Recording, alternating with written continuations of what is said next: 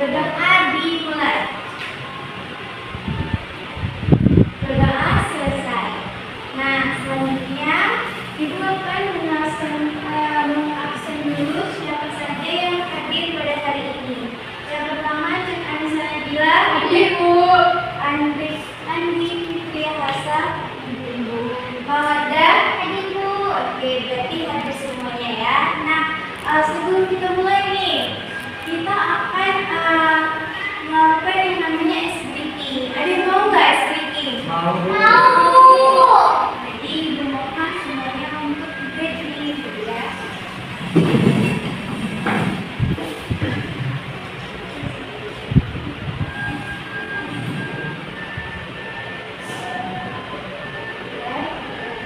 Kita lihat dulu videonya ya.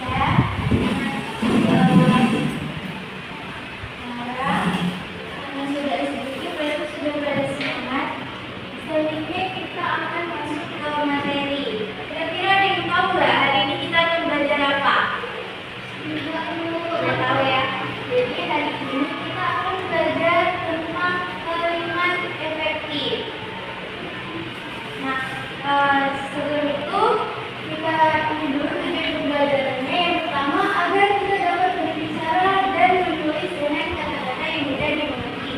Yang kedua, tujuan pembelajarannya agar kita dapat menyampaikan pendapat, bertanya, dan menjawab dengan kalimat yang jelas. Yang ketiga, agar mengajarkan kita untuk tidak membuat kalimat yang terlalu panjang atau berbelit-belit. Nah, kira-kira anak-anak ibu ada yang tahu nggak kenapa komunikasi yang jelas itu penting? Ada yang tahu? Ya, kan sebenarnya yang tahu kenapa komunikasi itu penting, yang jelas. Komunikasi yang jelas itu penting. Dan kalau sesuatu itu benar ya. Nah, karena itu kita belajar yang namanya kalimat efektif. Ada yang tahu nggak apa itu kalimat efektif? Ada yang tahu? Nah, jadi kalimat efektif itu adalah kalimat yang disusun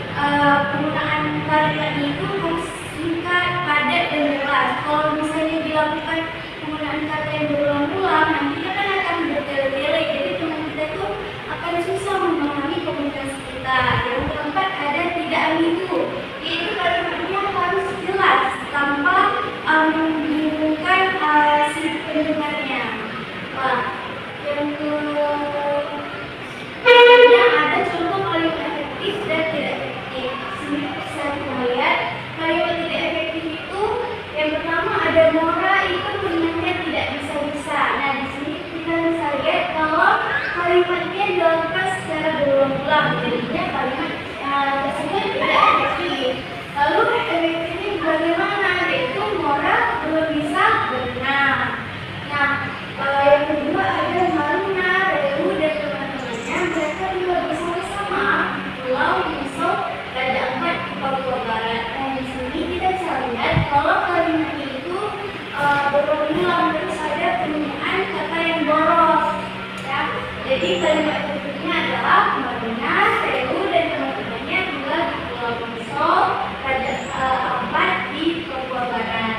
Yang ketiga ada kalimat tidak efektif, dia ke laut dan terdapat di dalam laut ada beberapa macam. Nah, di sini kita bisa lihat kalau katanya juga ada keborosan di dalam kalimatnya. Jadi tidak boros menjadi kalimat efektif, maka menjadi terdapat beberapa macam dia di dalam laut. Nah, terakhir angin itu selanjutnya itu akan menjadi dua kelompok. Di sini kita akan mengerjakan yang namanya LKPD. Yang pertama, Ibu jelaskan terlebih dahulu. Di sini kalian disuruh mencetak dan mengenalkan mana yang termasuk kalimat efektif dan tidak efektif, ya. Yang kedua, untuk kelompok kedua di sini di LKPD-nya kalian disuruh perbaiki nih kalimatnya. Di sini kan kalimatnya tidak efektif, jadi perbaiki menjadi efektif. Nah, jadi untuk kelompok 1, 2. Nah, untuk pengerjaannya kita beri waktu selama 20 menit ya.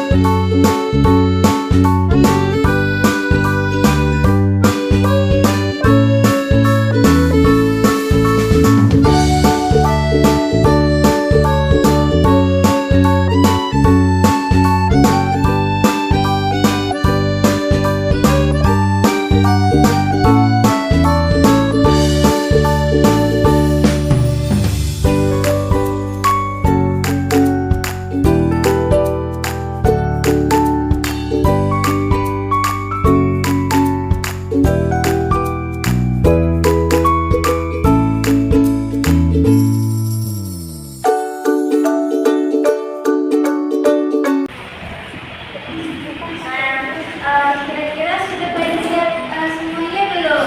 Sudah. Selanjutnya kita akan presentasikan dimulai dari kelompok 1. Perwakilan kelompok 1 maju. Ayo satu sini maju.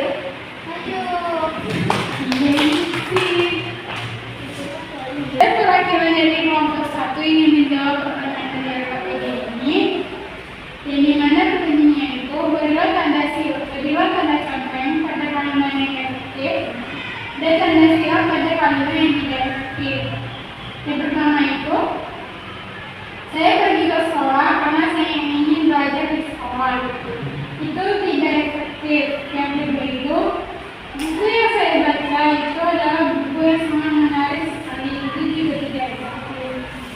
Yang ketiga, dia adalah seorang guru yang mengajar di sekolah dasar. Itu juga tidak efektif. Yang keempat, kami akan pergi ke pasar untuk membeli sayur dan buah. Itu efektif. Yang terakhir, ayah saya adalah seorang petani yang bekerja di sawah. Itu juga efektif. Sekian dari saya. Tangan